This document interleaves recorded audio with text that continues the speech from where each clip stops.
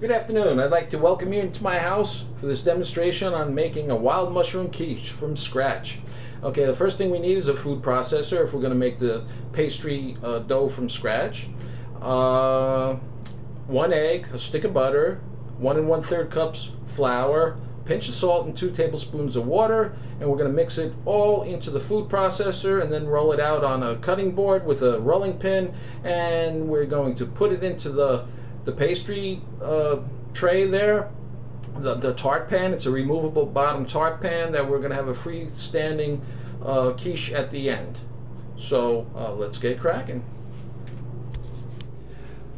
I have mixed all the ingredients together in the food processor, blended it for about 45 seconds, and now it turned into a nice little dough ball that I can remove now and start rolling out to place into the tart pan. So now you see we have our nice ball of dough, we got our rolling pin, we have our tart pan. What I'm going to do next is to roll out that dough so we could put it into the tart pan so we can start baking that and getting on with our wild mushroom quiche. And there it is. After I rolled out the dough, I have a nice round circle that I could insert into the tart pan, the removable bottom tart pan. That is the next step.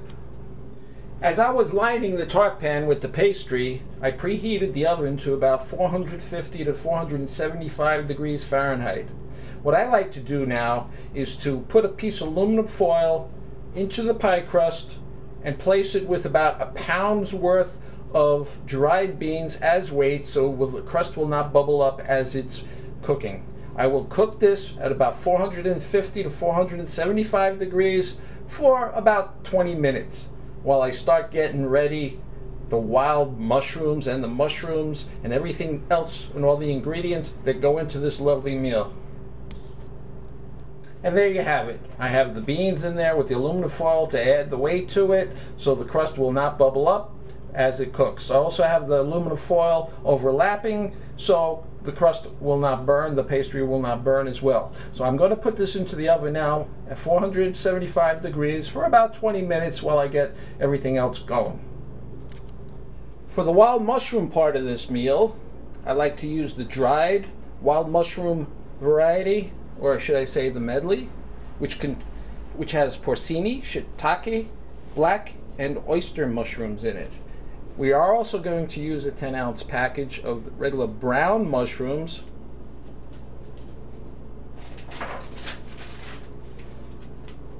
cremini mushrooms, and we're going to saute that in a little bit of butter.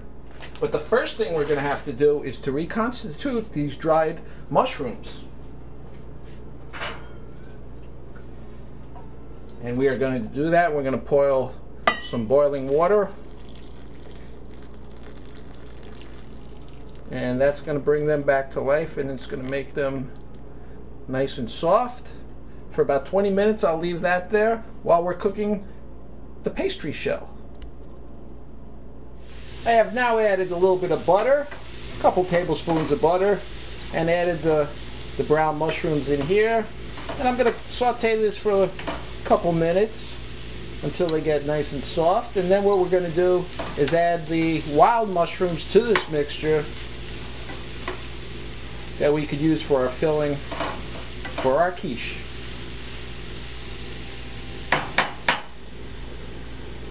Now the mushrooms are continuing to cook in there. What I have done was cut up some of those because they were so freaking big, and we continue sauteing these until they get to the right stage of cooking, and then we'll add the wild mushrooms to it. There's also something else you could add. The recipe actually calls for a couple tablespoons or a shot of brandy in there, but I don't have any brandy, so I'm omitting that step. All I have is gin, but I don't think that'll be the same, so I'll probably just drink the gin along with this though. Okay, now this looks pretty good, right consistency. And what I'm going to do is just dump in the wild mushrooms there, and I have cut them up into little smaller pieces. I also reserved the liquid that we reconstituted the wild mushrooms in. And I'm going to pour maybe about a 1/4 cup of that into it as well. And what we want to do now is bring this to a boil. And then let that cooking liquid, this is where you want to add the brandy if you have it. And we're going to let that cooking liquid evaporate just to flavor the mushrooms a little bit more and give it a little more intense flavor. So we're going to let that simmer probably for 5 to 10 minutes at medium-high heat to let that evaporate. The next step to this wild mushroom quiche is to grate some Swiss Emmentaler cheese. First thing I'm going to do though is to line the bottom of the quiche with some Dijon mustard from France, and then I'm going to put a little bit of the grated cheese on the bottom, then put in the mushroom mixture, and then wait for the next step. And the next step will be the ingredients that will bind it all together. One more thing that I haven't told you was that the recipe doesn't really call for the mustard or the cheese, but I like to put it in. That's what's great about a quiche. You could put anything you want into one. And now we're going to add the ingredients that bind this delicious meal all together.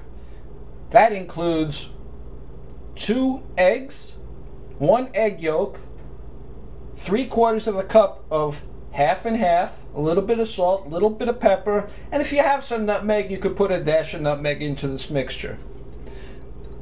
So what we're going to do now is add this mixture inside the quiche.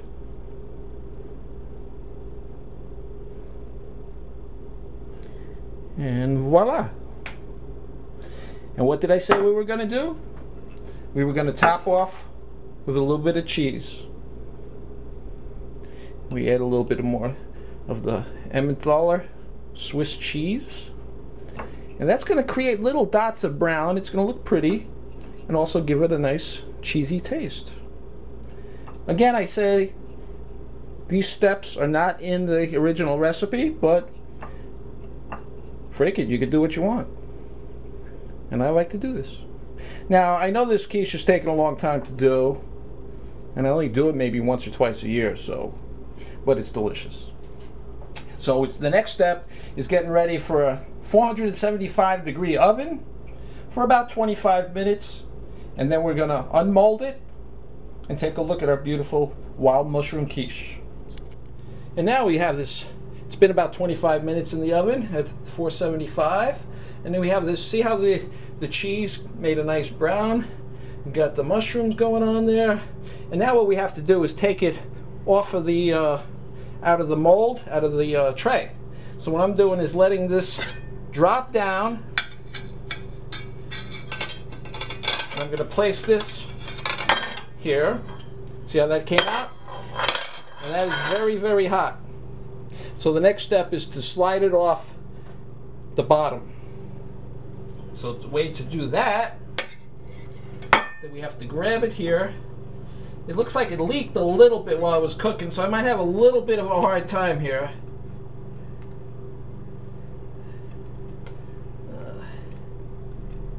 And there we go. And we're going to slide it right off. When we slide it right off, and voila, there is our nice wild mushroom quiche. Let me zoom in on that a little bit. There we go. And I bet it's going to taste some mighty fine.